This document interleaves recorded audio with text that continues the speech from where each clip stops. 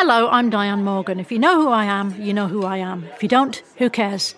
I'm here to explain Italian Time, a holiday phenomenon where Italians throw away their clocks and gather for eternity with San Pellegrino. I've been at this party so long that I've eaten 5 courses, hugged someone's grandma twice, and been offered a job in the family restaurant. So this holiday season, make sure to bring enough San Pellegrino to last you through the meal, the after meal, and the entire goodbye ritual. San Pellegrino, holiday on Italian Time.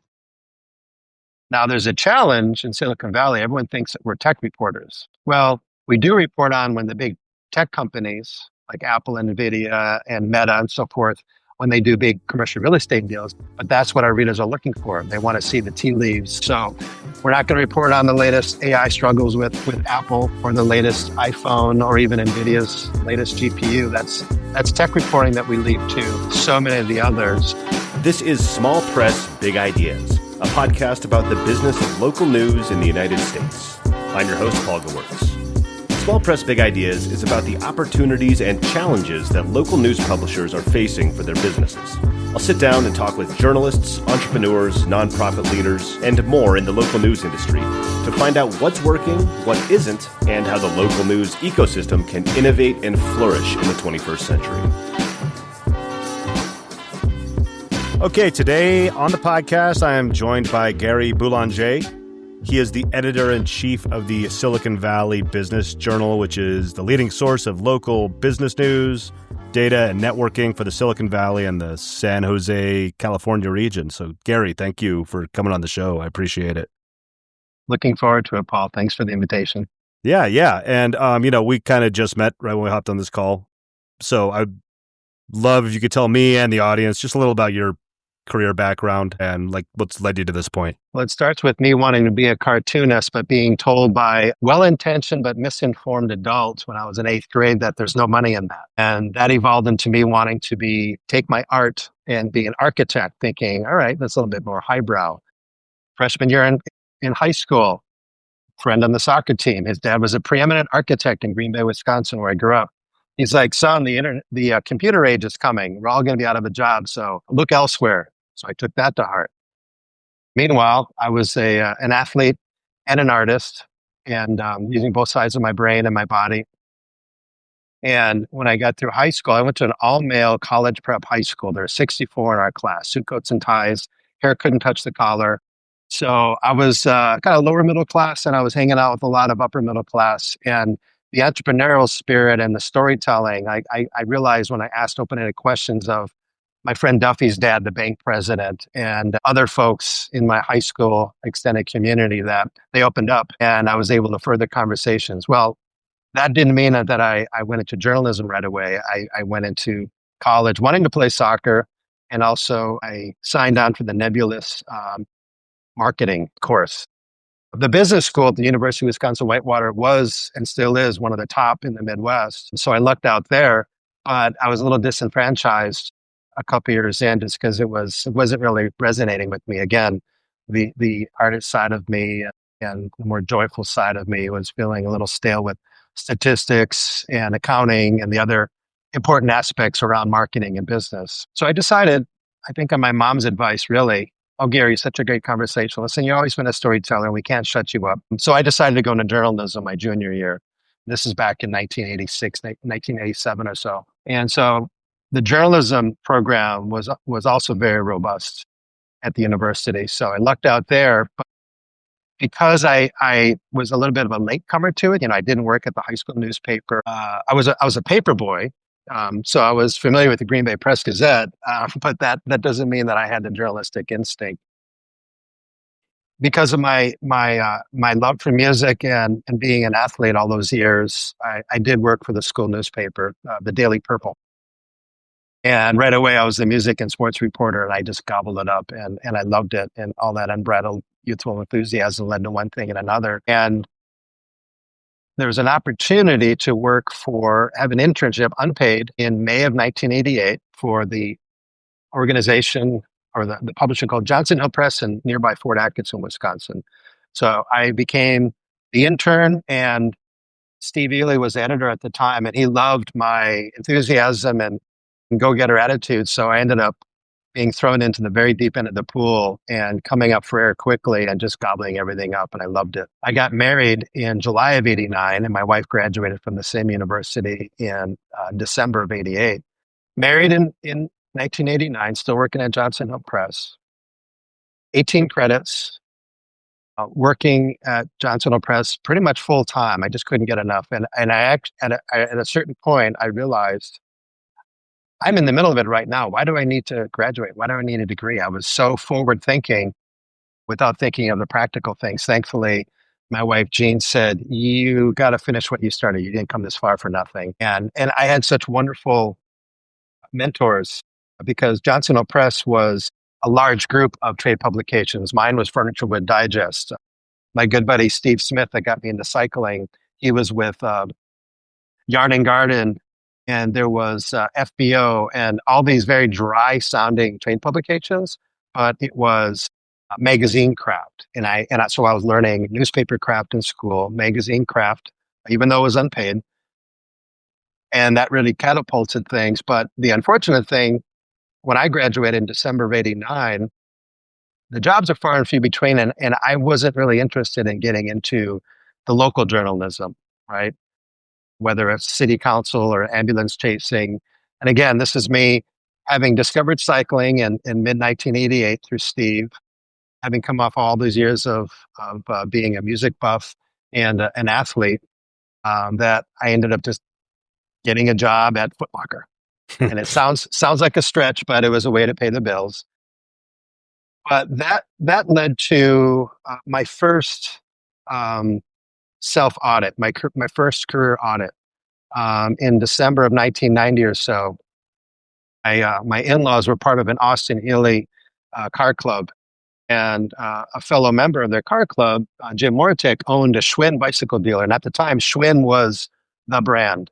And because I was so into cycling, I wanted to gobble up every aspect. And so my journalistic training led to my being asked to be manager of Jim Moritek's second location in Franklin, Wisconsin. And this is just south of Milwaukee, mind you. Milwaukee, Madison, Wisconsin's always been a hotbed of cycling. And the bike shop I was managing was named Bicycle Dealer Showcase Top 100 Dealer. So I reached out to Walt Jarvis, the editor of Bicycle Dealer Showcase, and said, hey, I want to put together a press release and let the Milwaukee Journal and the other local publications know that, hey, amongst all these dealers here, and there were dozens at the time, we're the tops. And he's like, oh, pretty interesting for a bike shop manager to reach out journalistically. So he ended up asking me to write a monthly column for the publication.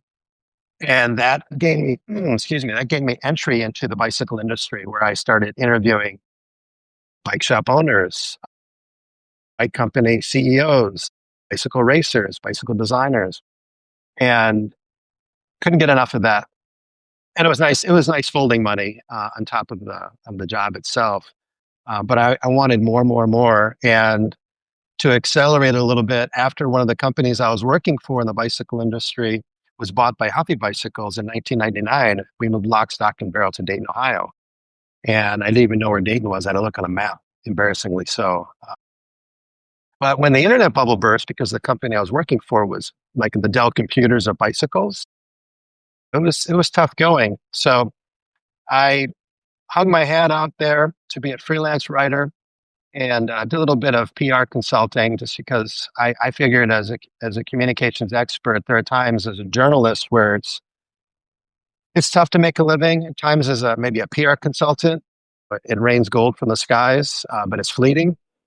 And I'm glad I had the attitude, because the industries were starting to change as well. Because when e-commerce kicked in, there are a lot of empty promises to jump ship from pure journalism and work for the e-commerce companies, as we called them. But again, those were fleeting, and I wanted something with a bit more longevity. Wonderfully so, the experience that I had as not just a freelance writer, but working in the bicycle shop and interviewing so many bicycle shop owners that have been doing it for decades.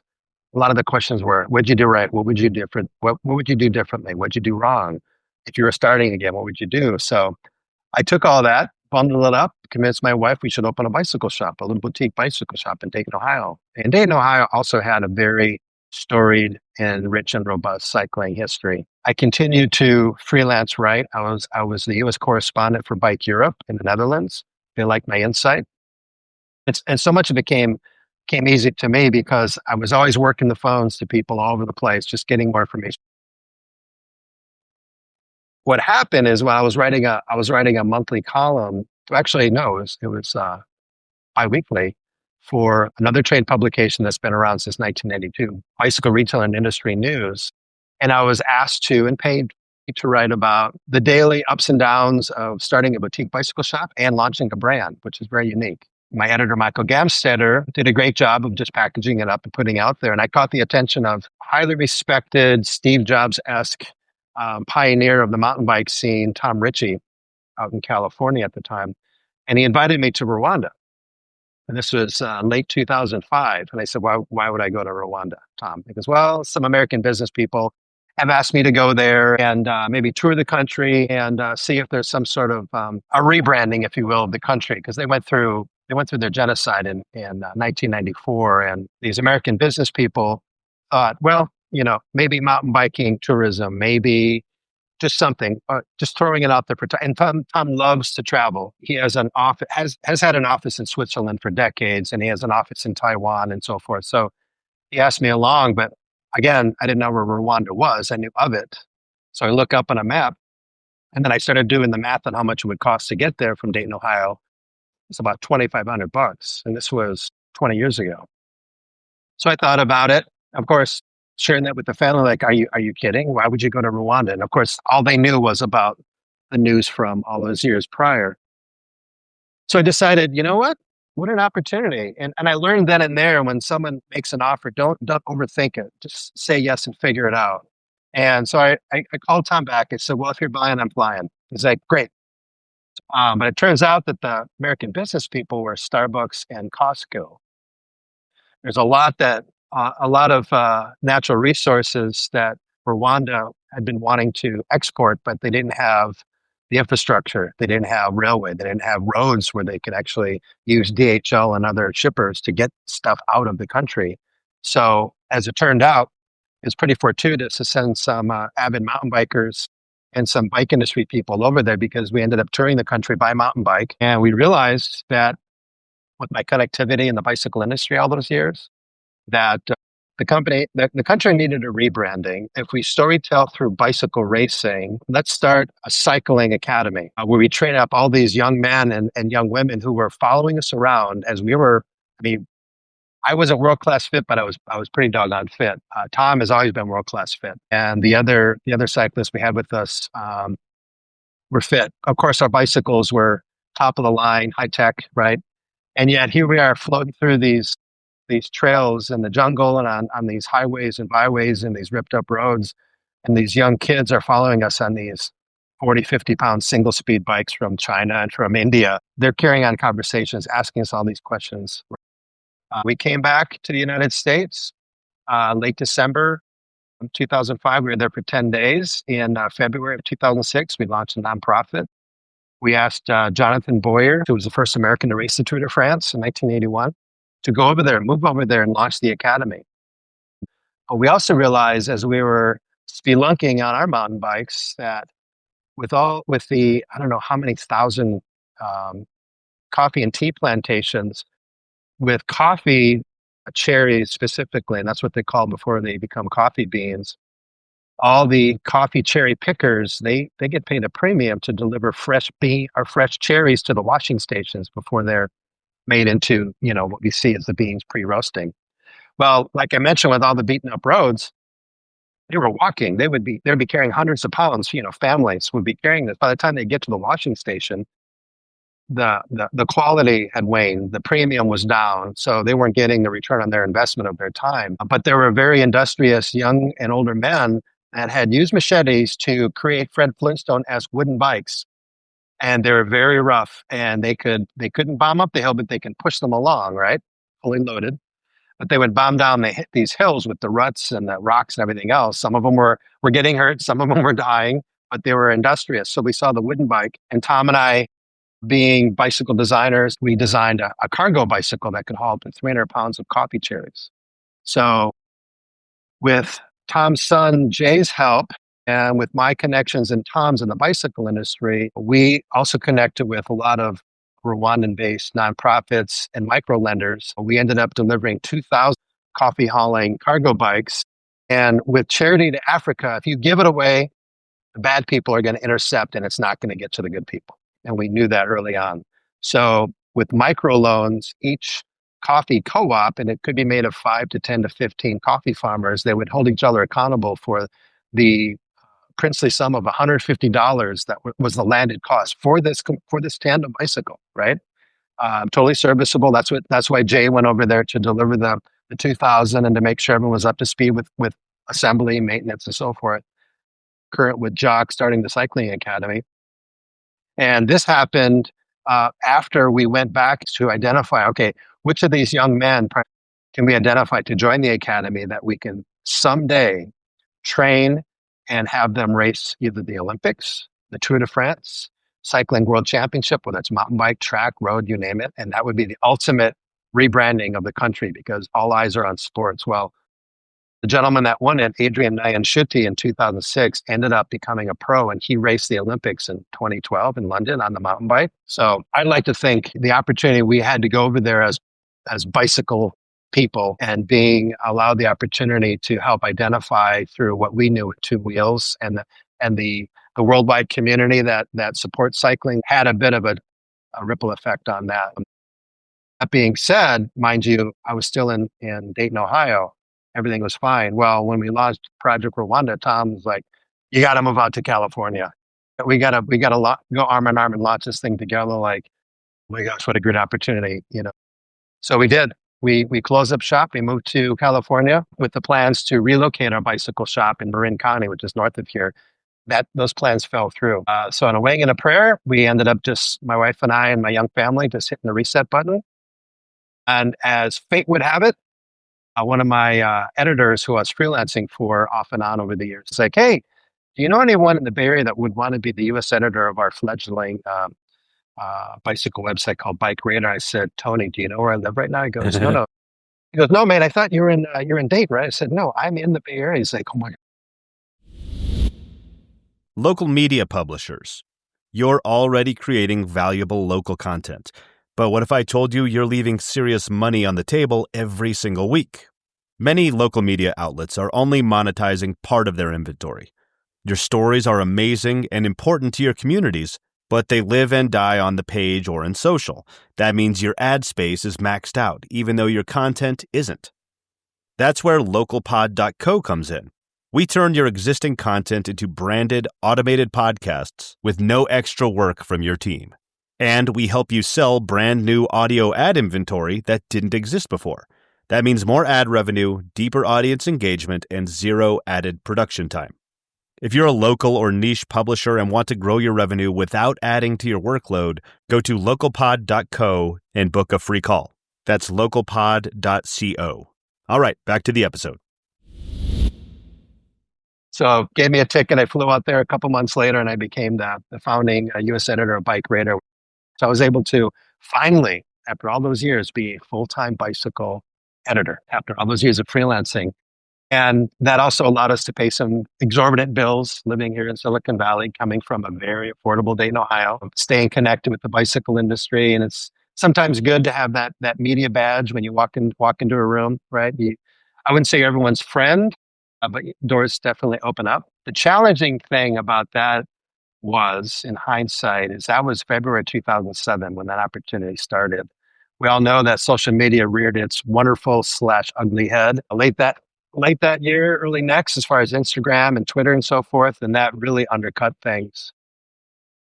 When I left Bike Radar in the fall of 2009, it was one of those, well, let's get back to freelancing. Let's keep the byline out there. But fast forward to 2015, I was the editor of Bicycle Times magazine. So I finally became an editor of a print magazine, just in time for print to just boom, just ring around the toilet bowl, right?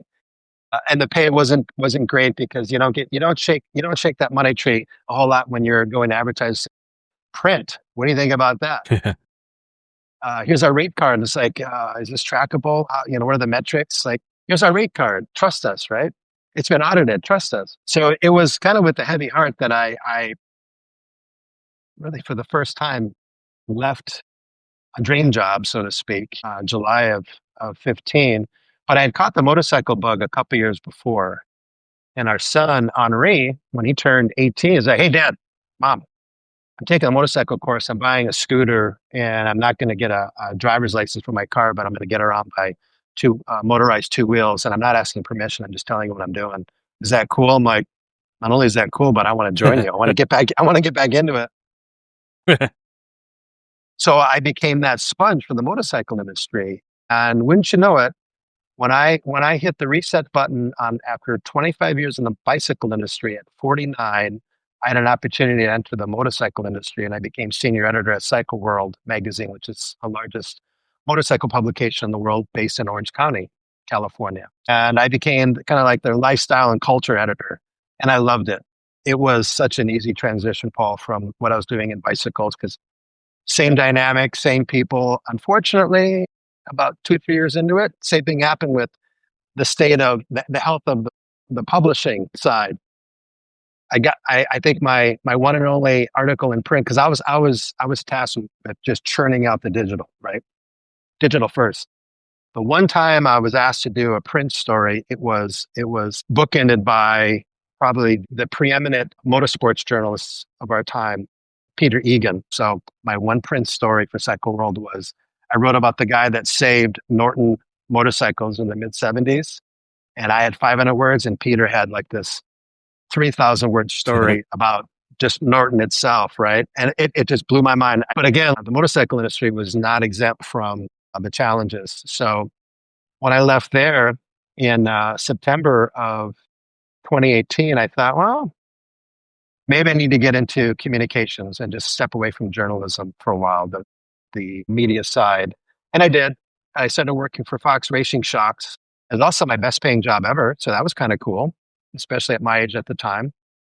That lasted for about 4 years. And again, there was a career audit where I didn't really care for the new CEO. About 6 months into it, he came on board, kind of big ego, big changes. I didn't like what he was doing with the storied brand. Hey, Gene, I took her out to dinner in October of 22. Hey, Gene, thinking of leaving Fox, but I don't have a plan. And I'd like a year to think about it. Now, mind you, living in Silicon Valley, where our rent is about $3,400 for a 2-bedroom tiny duplex and all the other high costs of living. Hey, Gene, do you trust me? Well, of course I trust you. Have you had fun since we moved to California with all this uncertainty? Oh, God, yes. All right, cool. Here's what I'd like to do. I want to leave my job at Fox. And I was communications director. I said, here's what I'd like to do in 2023. Let's have fun. Let's travel. You and I have not been to Europe. We've always talked about taking a motorcycle trip over there. Let's do it. Don't worry about the money. So I guess it was a self-imposed sabbatical. And wouldn't you know it, we were 2 up on a BMW motorcycle. This was a tour of all the Alps. So this was the trip of a lifetime. It was 12 days. We're coming over the Furka Pass, and we're coming around Hotel Belvedere. There's a scene in Goldfinger, the James Bond film from 1965, 66, where James is driving his Aston Martin, and Goldfinger's up on ahead, heading to Geneva, I believe. And I look out, and we have our Bluetooth connected. And I said, Gene, I know what I'm going to do next. She's like, I'm sorry, what? I said, I'm going to get back into local journalism. She's like, okay, buddy. And I said, no questions. It just came to me, but I don't have any details. She's like, okay. And then we ended up enjoying our trip. And we get back a week to the day after we get back from this trip of a lifetime, Paul. Our landlord says, hey, you have until the end of the year, but we're not renewing your lease, which is code in Silicon Valley for, we want you out so we can remodel the place and we can triple the rent, which they did, which was like, oh my gosh, is this a heart attack moment?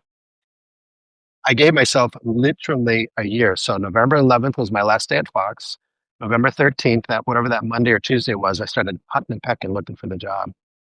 Went to Indeed.com, and I see that the Silicon Valley Business Journal is not only hiring, they're rebuilding the newsroom because they were looking for editor-in-chief, managing editor, digital editor, and and a couple of reporters.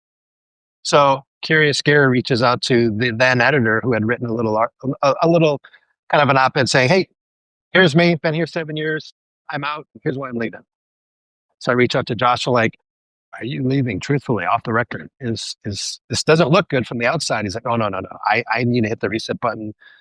Career audit." I'm like, "Oh, you're talking my language." I thought, well, I didn't come up through the ranks of American City Business Journals. I don't deserve to be an editor in chief. I have not earned that. To me, the research I did on the organization was most editors in chief didn't come from the outside. They worked their way up from reporter, senior reporter, managing editor, right, for years. And so I applied to be digital editor because I was essentially digital editor for, if you remember, Bike Radar and so forth. And of course, for job security's sake, if you're a digital churn, the digital editor is in charge. Well, right away, folks at corporate that were interviewing me said, "Oh, digital editor? How about managing editor?" I go, "Oh, okay, that's fine. That works for me." And then we advance a little bit more. And then I get a message from Rob, the VP of content, former editor of the Cincinnati Business Courier. He was editor in chief for 20 plus years. So again, worked his way up, do his thing. Now he's at corporate, right? He messages me, says, "Hey, quick question. I promise it's not going to be hard and it's not scary." It's like, oh. And then I give him a call and he's like, "Been talking about things. We'd like to offer you," he corrected himself, "to be the editor in chief because we feel like you have that connectivity with Silicon Valley." Because my wife has been managing Red Rock Coffee in downtown Mountain View for 18 plus years. That's where WhatsApp started. I've interfaced quite a bit with Jan Koum, and I've interfaced with enough Googleites and Appleites and NVIDIAites over the years. And again, mind you, all those years in the bicycle and motorcycle industry, like I told Rob and the others, I would gravitate to the CEOs and the decision makers and entrepreneurs and the back end people more so than the tech stuff, because the tech stuff doesn't always resonate with me. So I thought, oh, and the first words out of my mouth were, "My mom's going to be so happy." So I'm thinking back to 1985, 86. She's like, "Oh, honey, you should go into something else. Like, I don't like journalism." So, complete turnaround. The nice thing about that was I got to decide or weigh in on hiring everyone in the newsroom. But I can look back now on the 18, 19 months and go, oh, I'm so glad it turned out this way. But having faith that even at my age, leaving a job at 57, wondering what's going to happen at 58, still being here at 59, and most of my peers, if not all of my peers who are senior editors, former editors, respective markets for ACBJ. So there are times where I'm on a call, I'm thinking, are they going to say, "Hey, sorry, we were wrong. We don't know if it's going to work." I think they took a risk and a gamble on me, and I've made it a point every day before I come in to have my best editor in chief pants on, but really abide by the generous, wonderful support that ACBJ has created. And when you eloquently described what we do, that's what all 40 ACBJ newsrooms do around the country. We're all hyper local, right? Now there's a challenge in Silicon Valley. Everyone thinks that we're tech reporters. Well, we do report on when the big tech companies like Apple and NVIDIA and Meta and so forth, when they do big commercial real estate deals, because they've been dropping billions combined just in this last year alone to buy up the offices that they had been renting previously. But that's what our readers are looking for. They want to see the tea leaves, what's happening with commercial real estate as offices are being converted into housing, as offices are being expanded when there's acquisitions or shrinkage, or AI is like this shark going right down the middle of the pool, and everyone's wondering, do they hop on its back, or do they leave the pool, right? So we're not going to report on the latest AI struggles with Apple or the latest iPhone or even NVIDIA's latest GPU. That's tech reporting that we leave to so many of the others. And I think that's why ACBJ has not just survived, but thrived since it began in 1982 in Kansas City. That's, man, typically when I hear about people's backgrounds. I get on this podcast, that is, I get one of two things. People have either been in like local journalism, traditional journalism, back to their childhood or even generations back, or they come from somewhere completely outside of the realm. And I feel like you kind of fall into the latter category, but that's great. I haven't had anybody who's come from a prep school in the Midwest to starting a charity in Africa to the bike industry. That's a really cool story, man. I'm a bicycle and motorcycle hobbyist. I'm not super heavy into it, so I appreciate that stuff too. I had to sell my motorcycle when my twins were born, but maybe someday I'll get one again.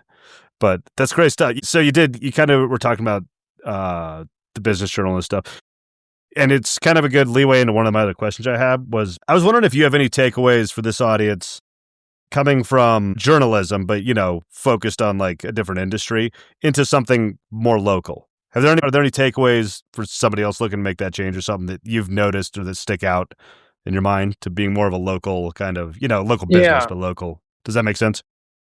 I think it behooves all of us as journalists to think, maintain a sophisticated mindset, drink in a lot of the news. Don't let yourself be too influenced by what other people are doing and producing necessarily. But again, retain the information, seek and verify, for yourself how it applies to your role in your organization.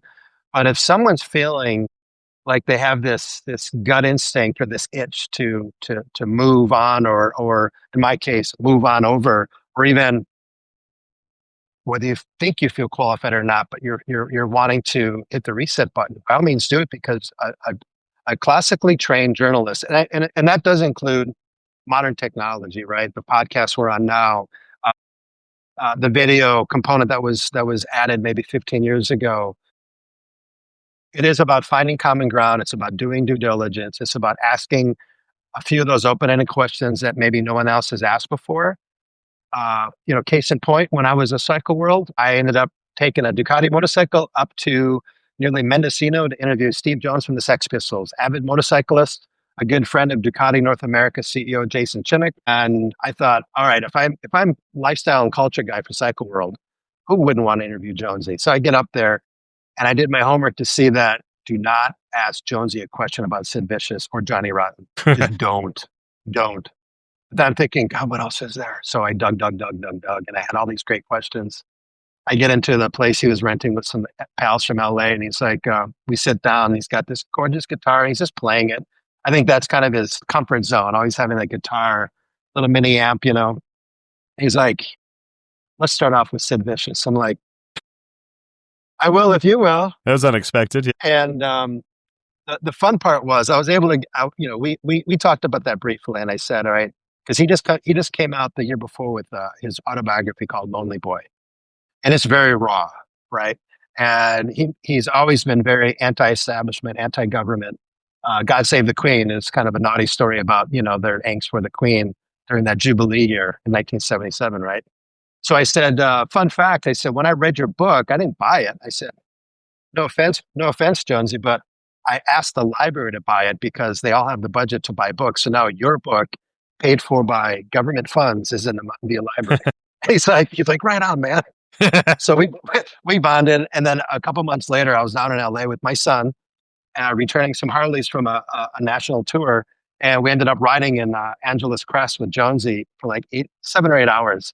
And because I respected him, I went into it. I did my homework. Again, see that's the same. Now, if I get a chance to interview Jan Kuhn from WhatsApp, I'm going to do my homework. I know the guy loves classic Porsches. He has quite a collection. I haven't seen him at Red Rock Coffee in a long time, but that's our duty as journalists, is to, find the common ground, find that unique angle, but know who your audience is. Like in our case, it's C-suite, it's small business owners, it's construction folks, it's developers, it's the professional services, the lawyers.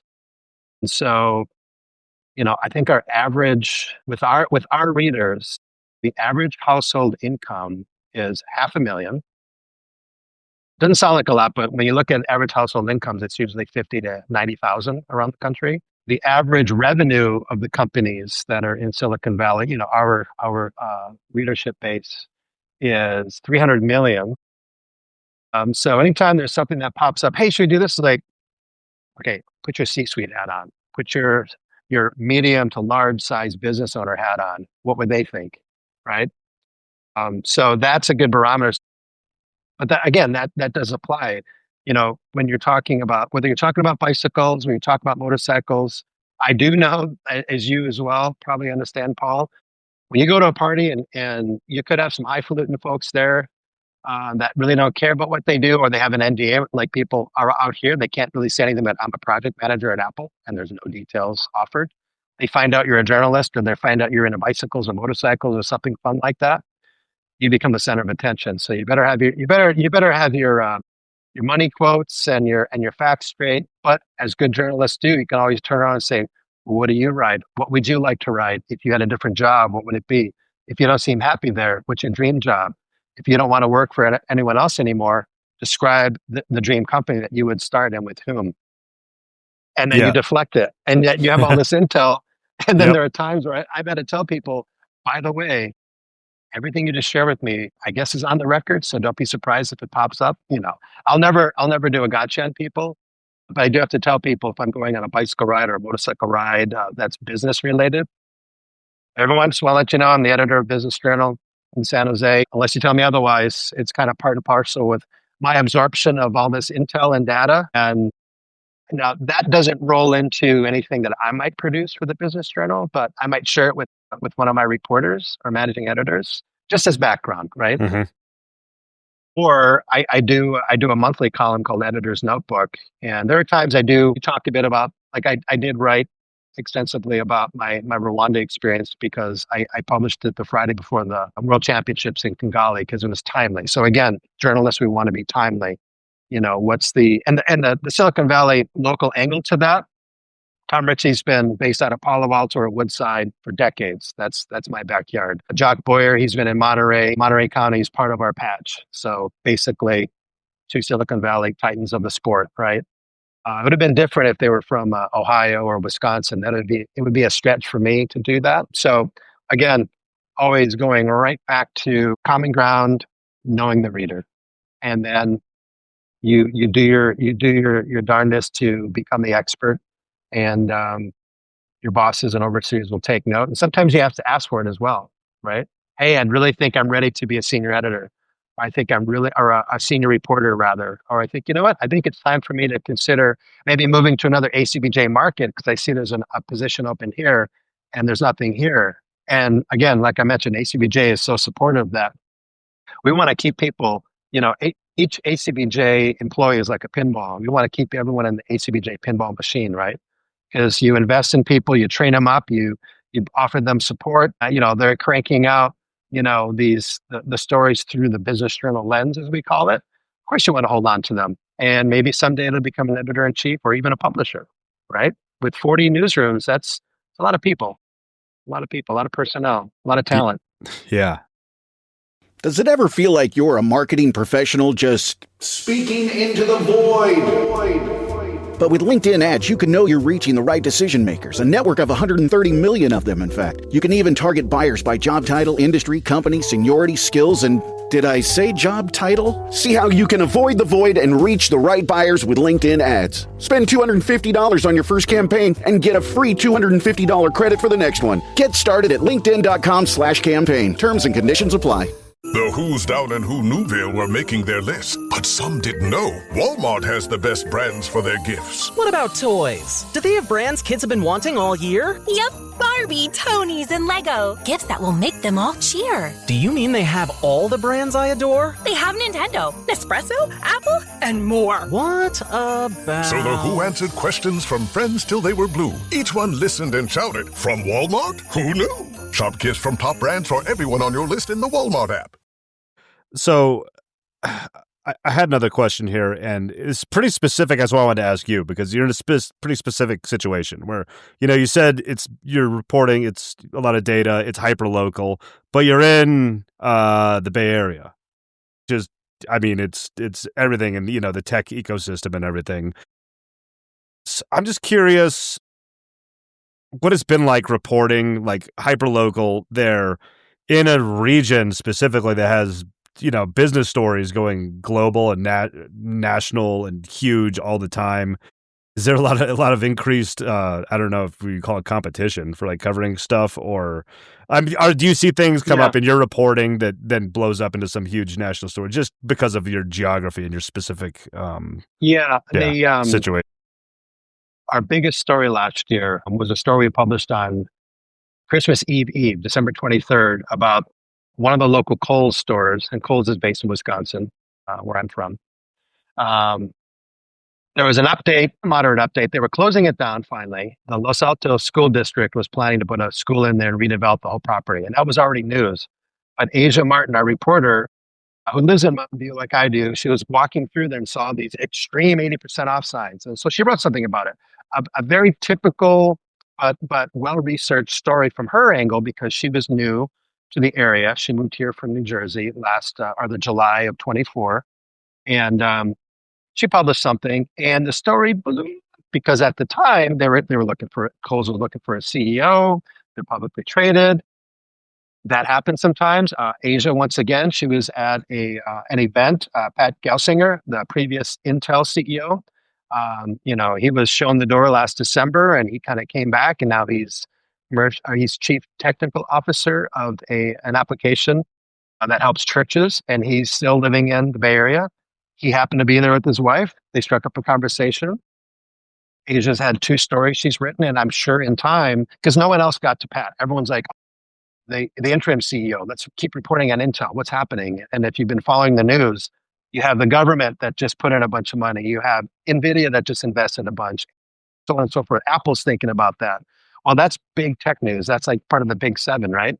But Asia was standing at an event, standing across from Pat, having a conversation. That's hyperlocal. Same thing anytime there's a ribbon cutting at a mass timber place at Google in Sunnyvale. At first, Asia's like, why am I going to this? It's Google. We don't report on Google's this or that. She ended up going, met the right people, talked about things, reported the story, another huge story. So hyperlocal also includes when a restaurant opens or closes, how many Starbucks are closing locally.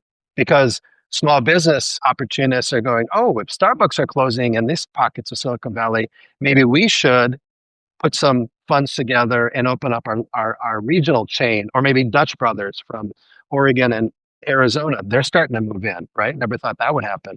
So it's when things move hyper local. So there is also, it's very tempting to report on the earnings each quarter. And sometimes we do, sometimes we don't. Again, we're pretty small staff compared to other HCBJ newsrooms. We have 3 reporters, data reporter, 2 managing editors. Managing editor for print is also a special projects editor. And there's me. And we have a creative director designer who's offsite. So many times we have to choose what we're going to invest our time and resources into, but we always have to serve our readers. And the lists I was referring to before, these are lists that we publish each week. And we actually put together a book of lists, 100 lists at the end of the year that is a resource for our readers to use the following year. All this data, all this contact information. And that's been something that we've been doing since the company started in 1982. So it still holds its weight. So the local business lens is what really separates us from the competition. Now, mind you, we also have an ACBJ newsroom just north of us in San Francisco Business Times. They focus quite a bit on IPOs, more of the tech. We have a function with not all of our newsrooms, but many that's for innovation. So Sarah up there is always reporting on Inno. We were doing that too, and our readers were like, we don't really care. So my publisher Tom and the team in Charlotte, where we're headquartered, said, hey, let's hunker down, rebuild, and refocus. And taking that to heart, what does that mean for us? We do partner with a lot of higher education. We have Stanford. We have Santa Clara University. We have San Jose State, which is literally a neighbor of ours. And we do a lot of events, have been for decades. And that's been bringing people together post-COVID. We have 20 events throughout the year. I think on average, our newsrooms do about 20, 25. So, that's a good revenue opportunity. And a lot of other news organizations are doing that. Challenges with diversity and everything else meant that a lot of the bigger companies that did have government contracts earlier this year was like, we love to support these events. You guys are rock stars, but we can't expose ourselves like that. So we're backing off. And that was a bit of a retrench that hurt a little bit. And with our events too, we honor those structures awards, literally the structures that are being built, the biggest deals of the year. Walmart Tech Center, that was the biggest deal here in Sunnyvale, right? Here we're talking about Walmart. They're based in Bentonville, Arkansas, but they're making a big splash where they're building out this campus for 1,100 employees. And you would think, wait a minute, return to office in San Jose and Bay Area is horrible. Like these people still aren't coming back to the office. What are you guys doing? Well, their C-suite go, Walmart's onto something, right? And Adobe, their world headquarters is right down the street from here. I think they're at 20% have returned to office.